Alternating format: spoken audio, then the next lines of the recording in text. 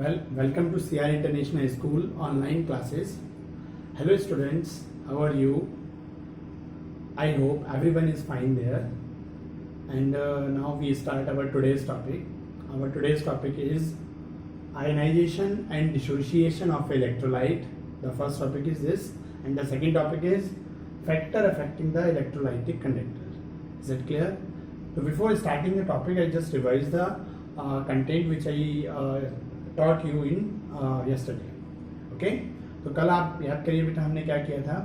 कल हमने आपका जो थर्ड यूनिट थी इलेक्ट्रोकेमिस्ट्री वो स्टार्ट की थी और आपको बताया था कि हमारे केमिकल रिएक्शंस में क्या होता है व्हेन वन सब्सटेंस है converted into the another substance, जब उसकी केमिकल प्रॉपर्टी चेंज होती है उसमें केमिकल चेंज आता है तो उसमें क्या होता है बेटा इलेक्ट्रॉन्स का फ्लो होता है.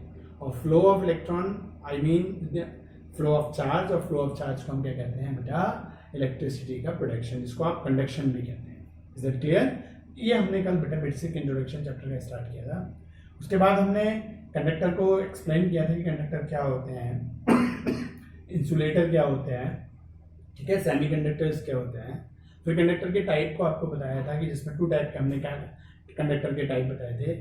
फर्स्ट वन इज है ना इलेक्ट्रॉनिक कंडक्टर, जिसका नाम एक मेटालिक कंडक्टर भी होता है जो केवल एक ही मेटल के एटम से मिलकर बने होते हैं, जैसे just like copper wire, iron sheet.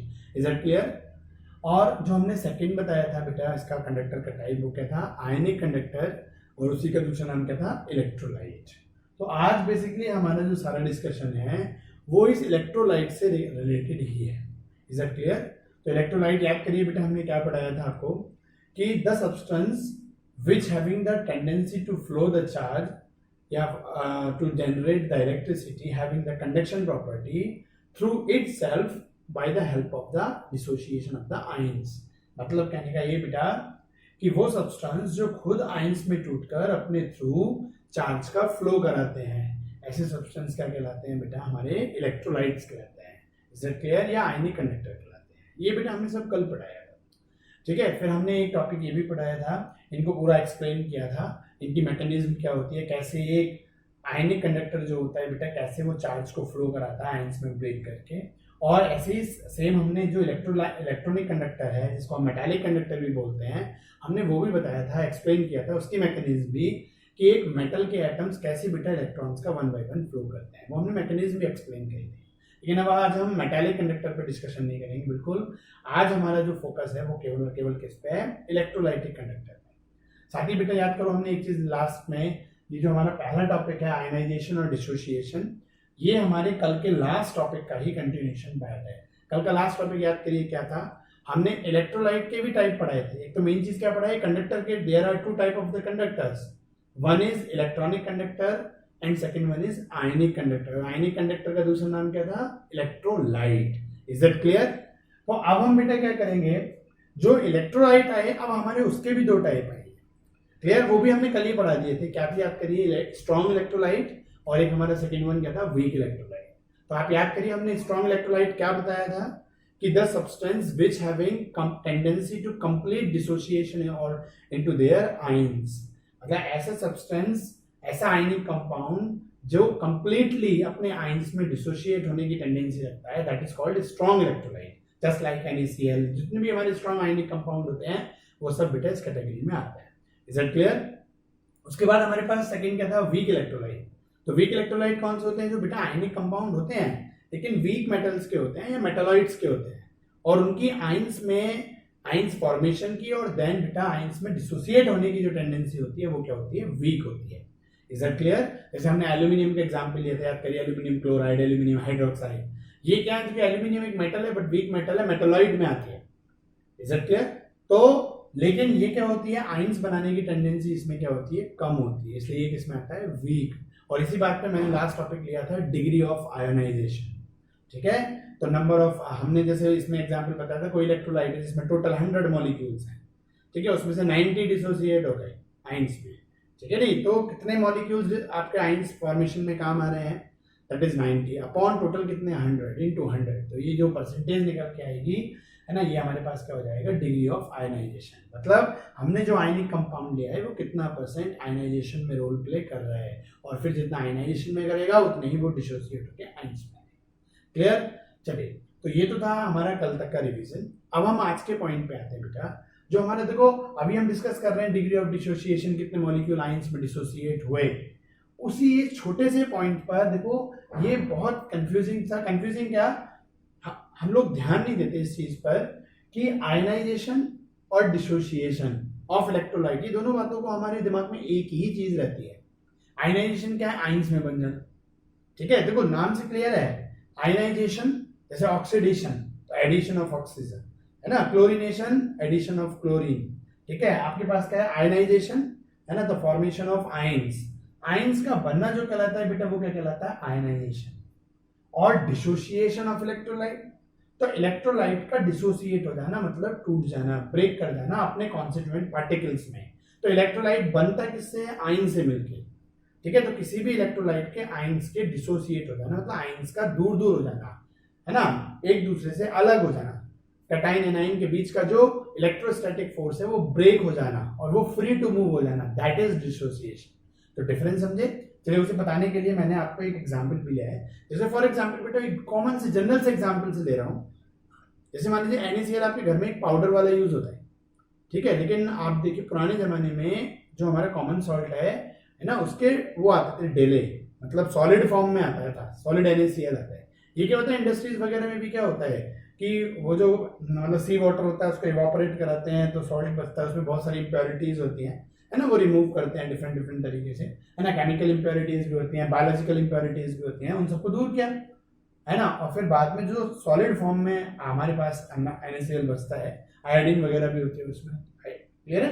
तो उस सॉलिड को फिर रेक्टिफाइड करके उसको बैक्टीरिया सारे दूर करके केमिकल इंप्योरिटी दूर करके पाउडर फॉर्म में आपको दे दिया, पाउडर फॉर्म में करके आपको दे दिया जाता है प्योर करके।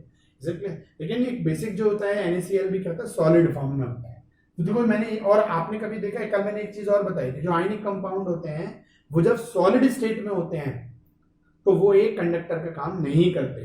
कंडक्टर मतलब चार्ज को फ्लो कराने का। तो आप ही बताओ एक आयनिक कंपाउंड एक सॉलिड फॉर्म में है तो भी तो उसमें आइंस हैं, कैटाइन और एनाइन है, लेकिन वो कंडक्टर का काम नहीं कर रहा, मतलब चार्ज को फ्लो कराने का काम नहीं कर रहा।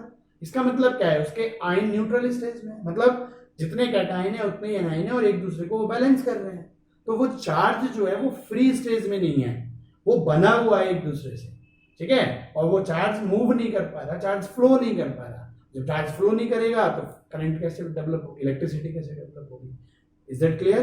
तो याद रखो बेटा, जैसे मैंने देखो एक डायग्राम ये इसीलिए बनाया है, जैसे फॉर एग्जांपल आप 10th में पढ़ के आते हो कि जैसे मान लीजिए 1 Na आइन है, ये पॉजिटिव आइन मैंने Na बनाया है ना, उसके सराउंडिंग में 6 Cl होता है।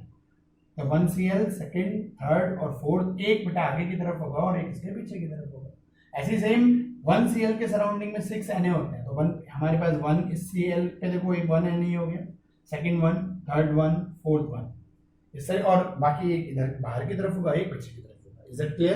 तो इस तरीके से बेटा देखो ये आयन की फॉर्म में है, अरेंज हैं, बट क्या है ये इलेक्ट्रिकली जब तक ये सॉलिड स्टेट में होते हैं बेटा तब तक ये इनमें क्या होता है, ये इलेक्ट्रिकली न्यूट्रल होते हैं, तभी तो ये बैड कंडक्टर ऑफ इलेक्ट्रिसिटी का काम करते हैं, बने हुए हैं, मूव कर नहीं पा रहे।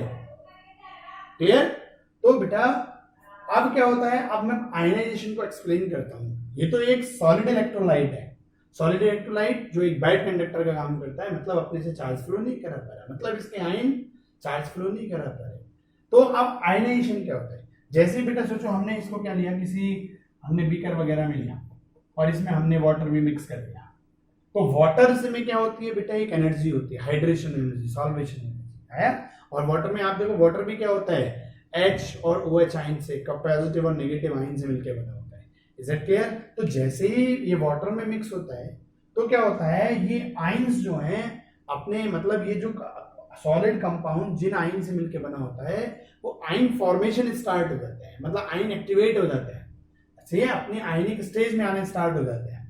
तो किसी भी इलेक्ट्रोलाइट के आयन फॉर्मेशन की जो टेंडेंसी है दैट इज आयनाइजेशन। और उसमें ये इंटर आयनिक जो फोर्स है बेटा, जिसको मैंने इस जिगजैग लाइन से शो किया है, दैट इज, है ना, ये सब चीजें क्या है, ये एक इंटर आयनिक है ना अट्रैक्शन फोर्स है बेटा,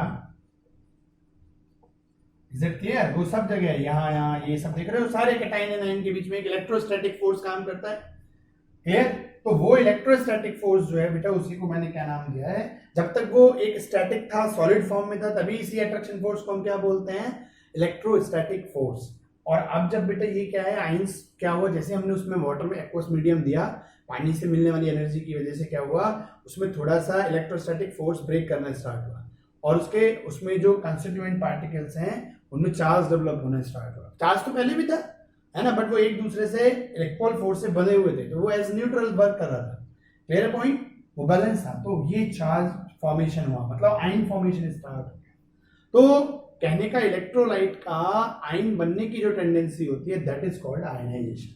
लेकिन इनके बीच में अभी भी जो आयनाइजेशन होता है, उसमें ये नहीं है कि ये फोर्स ब्रेक हो गया, है ना। अब थोड़ा क्या करा आपने, वाटर और मिलाया, आपने थोड़ी चीजें और करी, हीट करी, कुछ और दिया, है ना, इसकी वजह से क्या हुआ, आप पानी और मिलाते गए, डाइल्यूशन करते गए, तो उसकी वजह से जब बेटा इनके बीच का ये इलेक्ट्रोस्टैटिक फोर्स ब्रेक कर जाता है, ये सारा फोर्स क्या है ना, ब्रेक कर गया, तब हमारे पास क्या होता है बेटा, ये मान लीजिए अब हमारे आयन फ्री हो गए, आयन के बीच का जो पहले क्या था, इलेक्ट्रोस्टैटिक, और वो कन्वर्ट हो गया था इंटर आयनिक फोर्सेस में, और बाद में बेटा वो फोर्स भी ब्रेक कर गया। अब ये आयंस फ्री टू मूव है, तो that condition is called dissociation of electrolyte. तो बहुत माइन्यूट सा डिफरेंस है, आप समझे, मतलब जब तक इलेक्ट्रोलाइट एक सॉलिड स्टेट में है ना, तब तक वो बैड कंडक्टर ऑफ इलेक्ट्रिसिटी, मतलब वो आयन से ही मिलकर बना है, लेकिन वो आयन एक्टिवेट नहीं है, वो वर्किंग में नहीं है। आपने जैसे ही एक्वस मीडियम दिया, तो क्या हुआ बेटा, या आपने मोल्टन स्टेज में हीट किया उसको, है ना, तो उसका फोर्स हल्का हल्का ब्रेक होना स्टार्ट हुआ, मतलब ब्रेक नहीं हुआ, मतलब लूज पड़ना स्टार्ट हुआ, और आयन फॉर्मेशन चालू हुआ। तो आयन बनने की टेंडेंसी इट इज आयनाइजेशन, किसी भी इलेक्ट्रोलाइट के जिस भी कॉन्स्टिट्यूएंट पार्टिकल से मिलकर वो बने हुए हैं। और जब उन आयंस के बीच का इंटर आयनिक अट्रैक्शन फोर्स ब्रेक कर जाता है, समझ में, और आयंस फ्री टू मूव हो जाते हैं, उनमें मोबिलिटी आ जाती है बेटा, मोबाइल मतलब मूव करने की टेंडेंसी, है ना, आ जाती है, तो वही चीज क्या कहलाने लगती है बेटा, आपका डिसोसिएशन कहलाया जाता है। क्लियर हुआ पॉइंट आपको बेटा? तो ये बहुत छोटा सा एक पॉइंट है, आयनाइजेशन और डिसोसिएशन। हम क्या करते हैं जनरली जब बुक को पढ़ते हैं, हम देखते हैं आयनाइजेशन को भी हम सोचते हैं आयन अलग अलग आयंस में टूट जाना, नहीं, टूट जाना आयनाइजेशन नहीं है, आयंस का फ्री हो जाना दैट इज डिसोसिएशन। और जो पहले सॉलिड स्टेट में था, जब वो कंडक्टर नहीं था और उसके आयन फॉर्मेशन की tendency, that is ionization. Is it clear? चलिए, अब बेटा ये तो हमारा हुआ पहला टॉपिक, क्लियर। अब इसके बाद हम सेकंड टॉपिक की तरफ बढ़ते हैं, ठीक है। तो सेकंड टॉपिक में आप देखो हमारे पास क्या है, और कंडक्शन आप जानते हो, कंडक्शन क्या होता है बेटा। चलिए सेकंड टॉपिक के सेकंड टॉपिक के फैक्टर्स बताने से पहले मैं यही तो बताऊं, इलेक्ट्रोलाइटिक कंडक्शन क्या होता है ना। तो कंडक्टर का जो फंक्शन है दैट इज कंडक्शन। कंडक्टर का फंक्शन क्या है, कंडक्टर क्या काम करते हैं, अपने थ्रू चार्ज को फ्लो कराने का काम करता है। तो ये जो अपने थ्रू चार्ज को फ्लो कराने की जो टेंडेंसी होती है, ठीक है, that is called conduction. Is it clear? सीधी सी बात। और इलेक्ट्रोलाइटिक कंडक्शन मतलब कोई भी इलेक्ट्रोलाइट जो अपने थ्रू चार्ज फ्लो कराने की टेंडेंसी रखता है ना, इस टेंडेंसी को, इस फंक्शन को क्या बोलते हैं हम, इलेक्ट्रोलाइटिक कंडक्शन। अब देखो इलेक्ट्रोलाइट भी, जैसे मान लीजिए एक NaCl है, एक KCl है ना, एक मान लो MgCl2 है, एक AlCl3 है, सभी Cl के हैं, देखो सब में नेगेटिव आयन CN है, बस मैंने मेटेलिक आयन बदले, एक में सोडियम लिया, एक में पोटेशियम लिया, एक में एल्यूमिनियम लिया, मैग्नीशियम है, CaCl2 भी हो सकता है। तो सभी बेटा क्लोराइड के मेटेलिक आयन है, सभी इलेक्ट्रोलाइटिक फॉर्म में है, लेकिन कुछ स्ट्रॉन्ग इलेक्ट्रोलाइट है और कुछ वीक इलेक्ट्रोलाइट है। आ गया पॉइंट समझ में? तो आप ही बताओ, इन सब में आप पीरियोडिक टेबल +1 में पढ़ के आए हो, है ना। अप टू डाउन मूव करने पर मेटालिक कैरेक्टर इंक्रीज करता है, सोडियम पोटेशियम एक ही ग्रुप में आते हैं, तो जो मेटालिक कैरेक्टर मतलब मेटल के इलेक्ट्रॉन को लॉस करने की टेंडेंसी, जिससे जितना जल्दी लॉस करेगा उतना कैटाइनिक फॉर्म में आएगा, तो कैटाइन बनाने की टेंडेंसी है ना। और जो स्ट्रॉन्ग कैटाइन है वो कौन सा है हमारे पास, सोडियम पोटेशियम में पोटेशियम। और अगर हम लेफ्ट टू राइट मूव करें पीरियोडिक टेबल में, तो फर्स्ट ग्रुप के बाद सेकंड, सेकंड के बाद थर्ड, तो लेफ्ट जैसे जैसे लेफ्ट टू राइट मूव करते जाते हैं, हमारी मेटालिक कैरेक्टर डिक्रीज होता जाता है। एल्यूमिनियम आयन सबसे वीक, उससे स्ट्रॉन्ग कैल्शियम, और सबसे पहला आपके फर्स्ट ग्रुप के, और फर्स्ट ग्रुप में सोडियम पोटेशियम में कौन, पोटेशियम। या समझ रहा है? तो इस तरीके से बेटा हमारे पास क्या है, सोडियम पोटेशियम ज्यादा स्ट्रॉन्ग आयनिक कैरेक्टर रखते हैं with comparative to the calcium and the aluminium. Clear? तो हमारे पास क्या है, अब आप बताइए, मान लीजिए मैं 4 अलग अलग बॉक्स लेता हूँ, मतलब 3 ले लेता हूँ। मान लीजिए एक में Na लिया मैंने, एक में कैल्शियम लिया है ना, एक में मैग्नीशियम, आपके एक में एल्यूमिनियम लिया, सही है। मतलब हमारे पास एक बीकर लिया, उसमें मैंने NaCl डिजोल्व किया। एक दूसरा बीकर है ना, सेम साइज का बीकर है, सब में सेम, मैंने मान लीजिए 500 ml वाटर ले लिया है हमने। हमारे पास 3 बीकर्स है ना, तीनों सेम साइज के हैं, तीनों में सॉल्वेंट बराबर है और तीनों में सॉल्वेंट वाटर है, सेम है और बराबर है। और अब हमने पहले बीकर में सेम अमाउंट, मान लीजिए 10 ग्राम NaCl डाल दिया, सेकंड वाले में मान लीजिए हमने 10 ग्राम मैग्नीशियम क्लोराइड डाल दिया, उससे नेक्स्ट वाले बीकर में हमने 10 ग्राम क्या डाल दिया, एल्यूमिनियम क्लोराइड डाल दिया।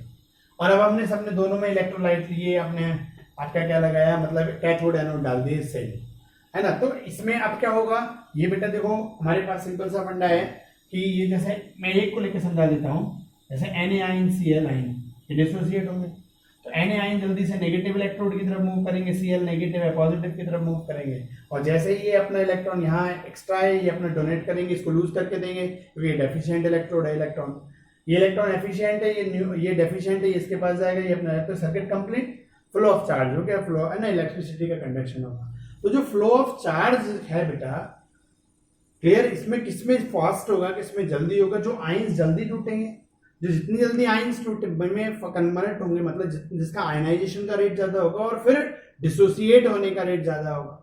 कहने का मतलब जितना स्ट्रॉन्ग इलेक्ट्रोलाइट होगा उतनी जल्दी वो आयनाइज्ड होगा, आयनाइज्ड होकर फिर अपने आयंस में डिसोसिएट होगा। तो NaCl, MgCl2, AlCl3 में सबसे जल्दी आयनाइज्ड और डिसोसिएट कौन होगा, NaCl। तो आप ही बताओ वहां पर इलेक्ट्रिसिटी का प्रोडक्शन, फ्लो ऑफ चार्ज जल्दी होगा कैल्शियम क्लोराइड, वो मैग्नीशियम क्लोराइड और एल्यूमिनियम क्लोराइड के कंपैरिजन में। तो जो कंडक्टिंग पावर है, जो इलेक्ट्रोलाइटिक कंडक्शन है, वो कहाँ जल्दी हुआ।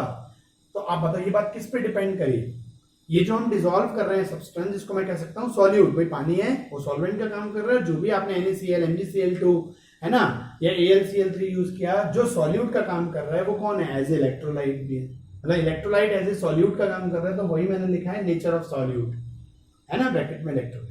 तो इस बात पे बहुत डिपेंड करता है बेटा। तो अगर हमारा सॉल्यूट जिसको हम डिसॉल्व कर रहे हैं, या मतलब वो इलेक्ट्रोलाइट जो जितना स्ट्रॉन्ग इलेक्ट्रोलाइट होगा, जितनी जल्दी वो अपने आयनाइजेशन और आयंस में डिसोसिएट होगा, उतनी जल्दी आयन फ्लो करके बेटा जाएंगे, और फ्लो करके जब आप अपने अपोजिट इलेक्ट्रोड पे जाके न्यूट्रल होंगे, सर्किट कंप्लीट होगा, उतनी जल्दी बेटा हमारा चार्ज फ्लो करेगा। तो देखो जो इलेक्ट्रोलाइटिक कंडक्शन है, उसका पहला पॉइंट जो फैक्टर अफेक्टिंग है वो क्या है, कि हमारा इलेक्ट्रोलाइट है कैसा बेटा, है ना, वो कितनी जल्दी आयंस में डिसोसिएट कर, क्लियर है पॉइंट। अब हमने AlCl3 ले लिया, वो आयंस ही देर में बनाएगा, तो जब तक आयंस नहीं बनेंगे बेटा और कम बनेंगे, तो हमारी गैस क्या होगा, जो फ्लो ऑफ चार्ज होगा वो भी कम होगा। Is it clear. तो पहला पॉइंट समझ में आया आपको, nature of solute, electrolyte, clear है। अब हम बढ़ते हैं बेटा सेकेंड उसकी तरफ।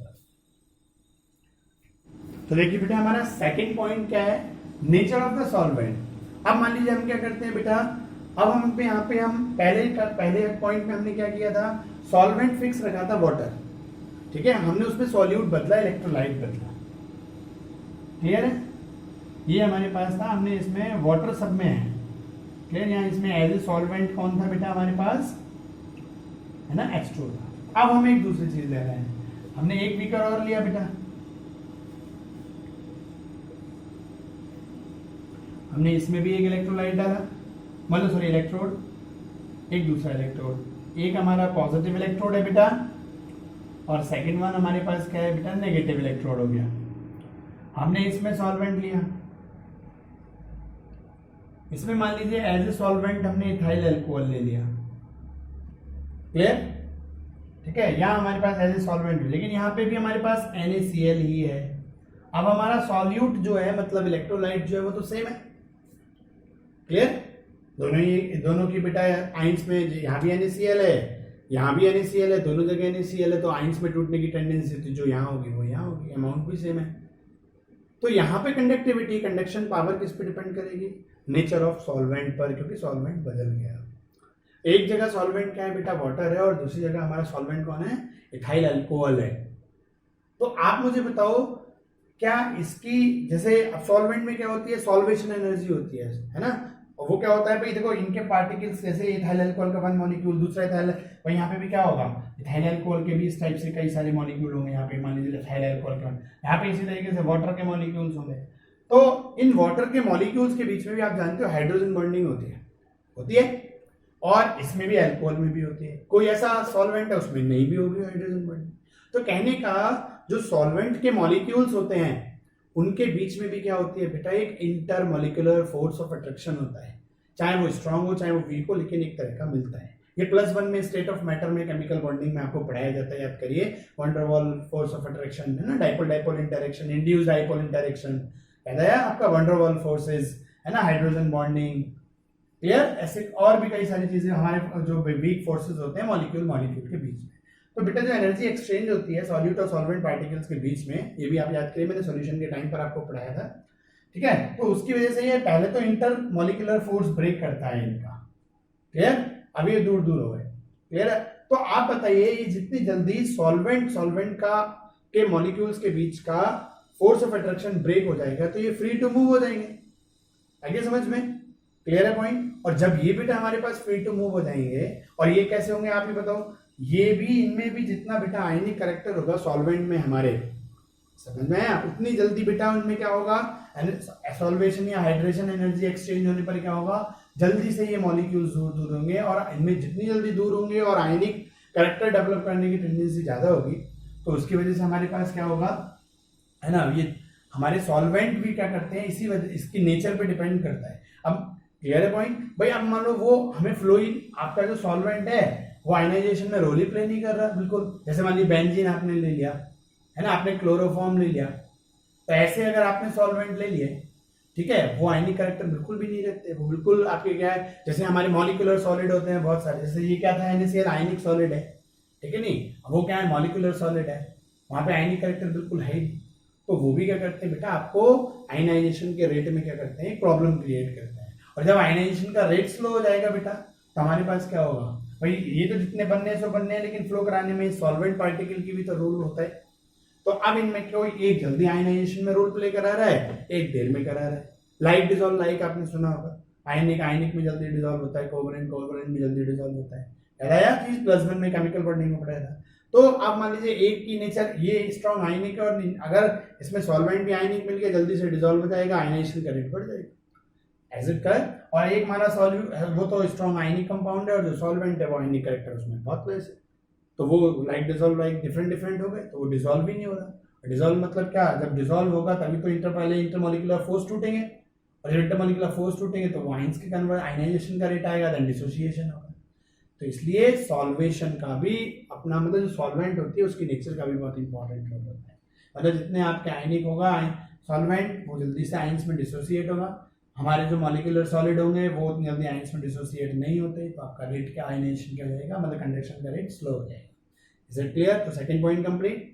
अब हम बढ़ते हैं बेटा सॉल्वेशन या आयनाइजेशन ऑफ आयंस। आयंस का आयनाइजेशन ये भी हमने ऊपर ही पढ़ा है, ठीक है, और सॉल्वेशन, ठीक है। देखो जब सॉल्वेंट है तो उसको सॉल्वेशन बोल दिया, ठीक है नहीं, इसलिए सॉल्वेंट के जो आयंस होते हैं, है ना, आप पानी लेते हैं तो उसको पानी की सॉल्वेंट अगर पानी है तो हम उसको सॉल्वेशन ना बोलकर हाइड्रेशन भी बोलने लगे, क्लियर। अब इसी का दूसरा नाम होता है, देखो ये सॉल्वेशन और आयनाइजेशन ऑफ आयंस होता क्या है, interaction between solute particles and the solvent particle. अच्छा आप बताइए, जो हमारा सेकंड पॉइंट है ना, इसमें कुछ एक्सेप्शनल भी आता है, मतलब एक्सेप्शनल वाला केस ये चीज है बेटा, ये एक एडवर्स मतलब अपोजिट इफेक्ट भी रखता है। मतलब देखो सॉलिड भी हमारा सॉल्यूट भी हमारा आयनिक कैरेक्टर रखता है, और सॉल्वेंट भी जितना आयनिक है। तो कभी कभी कुछ मॉलिक्यूल्स में क्या होता है, जैसे वाटर हाइड्रोजन बॉन्डिंग रखता है, और यहाँ पे जो मॉलिक्यूल्स है वो भी आयनिक कैरेक्टर रखता है। तो कुछ हमारे सॉल्यूट जो होते हैं वो सॉल्वेंट के साथ एक स्ट्रॉन्ग इंटर आयनिक फोर्स डेवलप कर लेते हैं। Is it clear? मतलब सॉल्यूट पार्टिकल और सॉल्वेंट पार्टिकल, आप सॉल्यूशन के चैप्टर में भी पढ़ के आए होंगे, सॉल्युबिलिटी को इफेक्ट करने वाले जो फैक्टर्स थे आप उसको याद करिए, वहां भी ये चीज आई थी कि जितना नेचर ऑफ सॉल्यूट था, नेचर ऑफ सॉल्वेंट था, और एक था interaction between solute and solvent particle, वही सेम चीज यहाँ पर है। तो अगर डिसॉल्व तो हो गए, आयंस तो बन गए, सॉल्यूट के भी बन गए, इलेक्ट्रोलाइट भी बन गए, और ये भी बन गए, लेकिन जो इलेक्ट्रोलाइट के आयंस हैं जैसे Na और Cl के जो आयंस हैं, अगर इनका वो एक strong force of attraction develop हो गया, किसके बीच में, सॉल्वेंट के पार्टिकल के साथ बन गए, अब ये क्या मूव कर पाएंगे, फिर इनका जो मोबाइल रेट होगा, जो मूव करने का रेट होगा, इलेक्ट्रोलाइट के आयंस का जो मूव करने का रेट होगा वो कम हो जाएगा। क्यों? क्योंकि उनमें सॉल्वेंट के पार्टिकल के साथ में एक फोर्स ऑफ अट्रैक्शन डेवलप हो गया। तो जब सॉल्वेंट पार्टिकल के साथ में एक फोर्स ऑफ अट्रैक्शन डेवलप हो गया इलेक्ट्रोलाइट के आयंस का, इलेक्ट्रोलाइट के आयंस अब बनने लगे, मूव करने की जगह बनने लगे, वो मूव ही नहीं कर रहे, फ्लो ऑफ चार्ज रुक गया, फ्लो ऑफ चार्ज रुक गया तो क्या होगा, कंडक्शन पावर क्या हो गई, कम हो गई, कंडक्शन कम हो गया आपका। आगे समझ में? तो हमारा जो सॉल्वेशन और आयनाइजेशन होता है ना, ये भी क्या होता है, ये इसमें कुछ जगह एडवर्स इफेक्ट आता है, मतलब कुछ इलेक्ट्रोलाइट के जो आयंस डिसोसिएट हुए हैं और जो सॉल्वेंट पार्टिकल्स हैं इनके बीच में अगर strong ionic strong force of attraction develop होने लगेगा तो इलेक्ट्रोलाइट के आयंस के मूव करने की टेंडेंसी क्या हो जाएगी, कम हो जाएगी। अब आयंस ही मूव नहीं करेंगे तो फ्लो ऑफ चार्ज भी क्या हो जाएगा, कम हो जाएगा और कंडक्शन क्या हो जाएगा, कम हो जाएगा। लेकिन ये हर जगह नहीं होता, इज इट क्लियर? ये नेचर पे डिपेंड करती है कि किस ग्रुप के हैं, हमारे कैटाइन और एनाइन किस ग्रुप के हैं, सॉल्वेंट किन ग्रुप के आयन से मिलके बना हुआ है, एलिमेंट से मिलके बना हुआ है, ये बहुत सारे फैक्टर्स हैं। तो ये एक बेसिक रीजन। तो आपको बस अपने +2 लेवल पर इतना ही चीज याद रखना है कि अगर सॉल्यूट और सॉल्वेंट के पार्टिकल के बीच में एक स्ट्रॉन्ग इंटरेक्शन डेवलप हो जाएगा, फोर्स ऑफ अट्रैक्शन डेवलप हो जाएगा, तो जो इलेक्ट्रोलाइटिक कंडक्शन है वो वीक पड़ जाएगा, सही डिक्रीज हो जाएगा। तो थर्ड पॉइंट कंप्लीट। अब आया डाइल्यूशन। देखो डाइल्यूशन क्या होता है, पहले तो हम इसको समझें, फिर हम ये देखेंगे डाइल्यूशन पे ये रेट कैसे डिपेंड करेगा, है ना, कंडक्शन कैसे डिपेंड करेगा। तो देखो मैं एक एग्जांपल के साथ इधर बता रहा हूँ, जैसे एक स्ट्रॉन्ग और एक वीक इलेक्ट्रोलाइट दोनों का ही लेके चलूंगा एग्जांपल। जैसे मान लीजिए आपने 10 ग्राम NaCl लिया, आपने 10 ग्राम है ना NaCl लिया, एक आपने मान लीजिए 10 ग्राम एसिटिक एसिड लिया, ठीक है, CH3COOH, ये क्या है ना, वीक इलेक्ट्रोलाइट, ये आपका क्या है, वीक इलेक्ट्रोलाइट, और ये यहाँ पे ये क्या है आपका एक स्ट्रॉन्ग इलेक्ट्रोलाइट,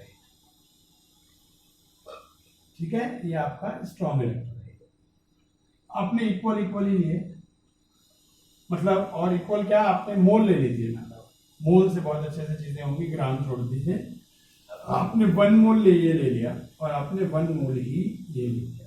मोल से क्या क्लियर हुआ कि दोनों के नंबर ऑफ मॉलिक्यूल्स क्या हैं, बराबर होंगे। तो हम अलग अलग सब्सटेंस के 1 मोल लेते हैं तो पार्टिकल तो बराबर ही होते हैं, 6.022 × 10⁻23। तो वही NaCl के हैं, वही एसिटिक एसिड, आपने वो लिया, पहले ही सॉलिड फॉर्म में होते हैं, तो आपने इसमें वाटर भी इक्वल लिया। मान लीजिए आपने इसमें 100 ml वाटर लिया और उसमें ये डिजोल्व कर दिया आपने। यहाँ भी आपने क्या लिया बेटा, जो सेकेंड एग्जाम्पल है इसमें भी आपके पास 100 ml वाटर है, दोनों में सॉल्वेंट इक्वल है और उसमें आपने 1 मोल ये डिजोल्व कर दिया। तो आपको कल मैंने पढ़ाया था NaCl एक स्ट्रॉन्ग इलेक्ट्रोलाइट है बेटा, स्ट्रॉन्ग क्या, जो एक बार में मैक्सिमम डिसोसिएट हो जाए। मान लीजिए 1 मोल में जैसे इक्वल है, मैंने 100 मान लिया, इसमें भी 100 मॉलिक्यूल है NaCl के, और यहाँ पे भी क्या है बेटा, हमारे पास 100 मॉलिक्यूल है CH3COOH के। ये एक वीक इलेक्ट्रोलाइट है, मतलब ज्यादा आयन एक डिसोसिएट नहीं होते। मान लीजिए इसका डिसोसिएशन का जो रेट, आयनाइजेशन का जो रेट है वो 60% है, ठीक है, ये वीक इलेक्ट्रोलाइट है और मैंने इसमें क्या एज्यूम कर लिया बेटा, ये 60%, और इसका मान लीजिए क्या है 90%। क्या मीनिंग निकला कि 100 में से 19 NaCl जो है वो डिसोसिएट हो जाते हैं आयंस में, तो 90 डिसोसिएट हो गए, तो बचे कितने हैं, यहाँ पे जो रिमेनिंग बचे बेटा 90 तो इधर आ गए और 10 अभी भी बच गए। ये मैं पहली बार सॉल्यूशन जब बनाते हैं, जब मैं तब की बात बता रहा हूँ, ये 60% है तो मान लो ये तो इधर आ गए और हमारे 40 एसिटिक एसिड के मॉलिक्यूल बचे। क्लियर है पॉइंट? ये हमने पहली बार सॉल्यूशन बनाया, मतलब एसिटिक एसिड को हमने 1 मोल लिया और इसका 1 मोल लिया, जो दोनों सॉलिड में थे, दोनों में 100 ml में डिसॉल्व कर दिया, फर्स्ट टाइम सॉल्यूशन बना, ठीक है। अब इसमें अगेन हमने क्या करा, 100 ml वाटर फिर ऐड कर दिया, आपने इसमें 100 ml वाटर फिर ऐड कर दिया बेटा, अगेन आपने 100 ml वाटर ऐड कर दिया इसमें भी, और 100 ml वाटर बेटा इसमें भी ऐड कर दिया, दोनों में। सॉल्यूट नहीं बढ़ाया, ना यहाँ पे बढ़ाया ना यहाँ बढ़ाया, लेकिन आपने सॉल्वेंट दोनों जगह सेम बढ़ाया, पानी और मिल गया। तो इससे क्या होगा कि ये जो बचे हुए 10 मॉलिक्यूल्स हैं ये फिर 90 के रेट से, जो 90 का रेट है मतलब 90% एक बार, तो इनमें से 9 मॉलिक्यूल फिर डिसॉल्व हो जाएंगे। क्लियर हुआ? तो कहने का आपने सोचो, जब पहली बार सॉल्यूशन बनाया तो 100 में से 90 डिसॉल्व हुए थे और 10 डिसॉल्व होने से रह गए थे, जैसे आप देखते हो घर पे गर्मियों के दिनों में अभी खूब शिकंजी बना रहे हो, क्या करते हो, आपने मान लो आधा गिलास पानी लिया और उसमें 3 4 5 चम्मच चीनी डाली और उसको डिजोल्व करे, तो एक टाइम पे आके वो चीनी घुलनी बंद हो जाती है, नहीं हो जाती है? फिर आप क्या करते हो, थोड़ा पानी बढ़ाते हो और फिर चम्मच से हिलाते हो, तो क्या होता है, जो बची हुई चीनी होती है वो भी घुलना चालू हो जाती है, नहीं आया समझ में? क्लियर? तो वही चीज है कि हम एक बार जो सोल्यूशन बनाते हैं तो स्ट्रॉन्ग इलेक्ट्रोलाइट अपने अकॉर्डिंग डिसोसिएट हो गया और कुछ आयन बच गए आयन बनने, और वीक इलेक्ट्रोलाइट अपने आयनाइजेशन रेट के अकॉर्डिंग, जो डिग्री ऑफ आयनाइजेशन उसके अकॉर्डिंग 60% से डिसॉल्व हो गया, बाकी इसके ज्यादा बच गए। क्या दोनों में जब पानी मिलाओगे, दोनों दोबारा पानी मिलाना उस सॉल्यूशन में बेटा, that is called dilution. Dilution मतलब और डाइल्यूट करना, डाइल्यूट का मतलब क्या, और सॉल्वेंट मिलाना, मतलब सही है, कंसेंट्रेशन कम होती है कि जब हम पानी मिलाएंगे। तो जब हम और डाइल्यूट करते हैं दोनों सॉल्यूशन को बेटा, तो जो बचे हुए हमारे मॉलिक्यूल्स है तो आयंस में और टूट जाते हैं। तो बेटा ये तो हमेशा क्लियर है कि जब जब हम, चाहे वो स्ट्रॉन्ग इलेक्ट्रोलाइट का सॉल्यूशन हो, चाहे हमारा वीक इलेक्ट्रोलाइट का सॉल्यूशन हो, अगर हम उसको डाइल्यूशन करेंगे, उसमें अगेन सॉल्वेंट मिलाएंगे, तो जो बचे कुछ मॉलिक्यूल्स है वो भी आयंस में टूटेंगे, और वो आयन में टूटेंगे तो पहले 90 मिले, अब 99 हो गए, तो बताओ कहाँ पहले 90 आयंस है ना चार्ज को फ्लो कराने में रोल कर रहे थे कंडक्शन में, अब 99 कर रहे हैं। कंडक्शन तो बढ़ा ना, रेट ऑफ कंडक्शन तो बढ़ेगा हमें। और इसमें भी देखो पहले 60 कर रहे थे, अब जो बचे हुए 40 थे उसके 60% हो गए, 40 का 60% कितना देगा, 24। तो पहले 60 मॉलिक्यूल्स कंडक्शन कर रहे थे, अब 60 में 24 और ऐड कर दो 84 मॉल, तो कंडक्शन तो इसका भी बढ़ेगा, कंडक्शन इसका भी बढ़ेगा। तो ऑन डाइल्यूशन हमेशा क्या होता है, चाहे स्ट्रॉन्ग इलेक्ट्रोलाइट हो चाहे वीक इलेक्ट्रोलाइट हो, उनका कंडक्शन बढ़ता ही बढ़ता है। तो ये आपका 4th पॉइंट क्लियर हुआ। अब आते हैं बेटा हम टेम्परेचर की तरफ बढ़ते हैं। ये देखो आप छोटी क्लास से पढ़ते हुए आए हो, जब कोई हमारे पास सॉल्यूशन होता है, वाटर मॉलिक्यूल, सिंपल पानी भी लो, जब आप उसको हीट करते हो तो क्या होता है, हीट एनर्जी मिलती है, वो वाटर के मॉलिक्यूल ऑब्जर्व करते हैं और वो किस फॉर्म में कन्वर्ट हो जाती है, वाटर मॉलिक्यूल की काइनेटिक। तो वाटर के मॉलिक्यूल मूव करने स्टार्ट करते हैं। एक स्टेज ऐसी आती है, वाटर अपने सरफेस को छोड़ के, जिसको आप वेपराइजेशन बोलते हो, याद है? तो वही चीज है। अब आप ही बताओ बेटा, आपके पास ये NaCl का सोल्यूशन है और आपने इसको हीट करना स्टार्ट कर दिया, आपने इसकी हीटिंग स्टार्ट कर दी, तो वो हीट एनर्जी जो है, ये मॉलिक्यूल्स जो आयंस लेंगे, ये आयंस से इनकी काइनेटिक एनर्जी बढ़ने लगेगी, चाहे वो ये हो, चाहे स्ट्रॉन्ग हो, चाहे वीक इलेक्ट्रोलाइट हो, कोई भी हो। तो टेम्परेचर के बढ़ाने पर चाहे स्ट्रॉन्ग इलेक्ट्रोलाइट के आयंस हो चाहे वीक इलेक्ट्रोलाइट के आयंस हो, इनकी बेटा काइनेटिक मोशन एनर्जी बढ़ जाती है, और काइनेटिक एनर्जी बढ़ने से काइनेटिक मोशन बढ़ती है, तो आयंस जल्दी अपने अपोजिट इलेक्ट्रोड पर पहुंचने लगते हैं, और जितनी जल्दी पहुंचेंगे उतना क्या हो गया, कंडक्शन बढ़ गया, सही ना, फ्लो ऑफ चार्ज क्या हो गया, फास्ट हो गया। तो टेम्परेचर भी क्या करता है, समझ में आ गया कि हमारे कंडक्शन को बढ़ाने का काम करता है, डाइल्यूशन भी बढ़ाने का काम करता है। सॉल्वेशन में दोनों बातें हैं कि अगर सॉल्यूट और सॉल्वेंट के पार्टिकल्स के बीच में इंटरेक्शन स्ट्रांग हो गया तो हमारा कंडक्शन का रेट डाउन हो जाएगा, और सॉल्यूट इलेक्ट्रोलाइट के जो आयंस बने और जो सॉल्वेंट के मॉलिक्यूल्स हैं इनके बीच में फोर्स ऑफ अट्रैक्शन डेवलप नहीं हुआ, समझ आया? तो क्या होगा, आयंस इलेक्ट्रोलाइट के मूव कर जाएंगे। इसमें दोनों चीजें हैं, कहीं एडवर्स इफेक्ट आता है, ये नेचर ऑफ सॉल्वेंट है, लाइक डिसॉल्व लाइक वाली कंडीशन कि हमारा जो इलेक्ट्रोलाइट है उसमें जितना आयनिक कैरेक्टर है या जितना कोवेलेंट कैरेक्टर है उस जैसा ही सॉल्वेंट है, लाइक डिसॉल्व लाइक, है ना, तो वो जल्दी डिसॉल्व होगा, जितनी जल्दी डिसॉल्व होगा उतनी जल्दी आयनाइजेशन और डिसोसिएशन का पॉइंट आएगा। क्लियर? और फैक्टर ये तो मेन है ही है, हमारा जितना स्ट्रॉन्ग इलेक्ट्रोलाइट होगा उतनी जल्दी आयनाइजेशन और डिसोसिएशन होगा, तो उतना कंडक्शन फास्ट होगा। क्लियर हुआ पॉइंट? तो बेटा ये बहुत इंपॉर्टेंट है, इस पर हमारे क्वेश्चन बोर्ड के जरूर आते हैं, जैसे मतलब कल से लेके आज तक आपको एक सवाल जरूर मिलेगा, चाहे कल वाले टॉपिक से चाहे आज वाले टॉपिक से। जो हम बताए थे, याद करो कि मेटालिक कंडक्टर टेम्परेचर बढ़ाने पे मेटालिक कंडक्टर की कंडक्टिविटी डिक्रीज हो जाती है ना, आयनिक की। या फिर वो ये पूछ ले कि टेम्परेचर बढ़ाने पर, है ना, जो हमारा आयंस का इलेक्ट्रोलाइट की जो कंडक्टिंग पावर होती है उस पर क्या इफेक्ट होता है और क्यों, समझाया? और डाइल्यूशन पे क्या होता है, कंडक्शन बढ़ता है घटता है क्यों, ऐसे कुछ भी पूछ सकता है। स्ट्रॉन्ग इलेक्ट्रोलाइट और वीक इलेक्ट्रोलाइट का कंपैरिजन करा सकता है वो कंडक्शन में कि किस में ज्यादा होगा, ऐसा नहीं। तो ये हमारे अब बोर्ड के क्वेश्चन होते हैं यहाँ से। तो यहाँ से कल और आज की पढ़ाई से बेटा आपको 1 मार्क्स का, ये यूनिट 6 मार्क्स की आती है, जिसमें 1 मार्क्स का क्वेश्चन आपको कल और आज की पढ़ाई से जरूर मिलता है, एक क्वेश्चन। Is it clear? चलिए, बाकी जो हो आप मुझसे पूछिएगा। Thank you.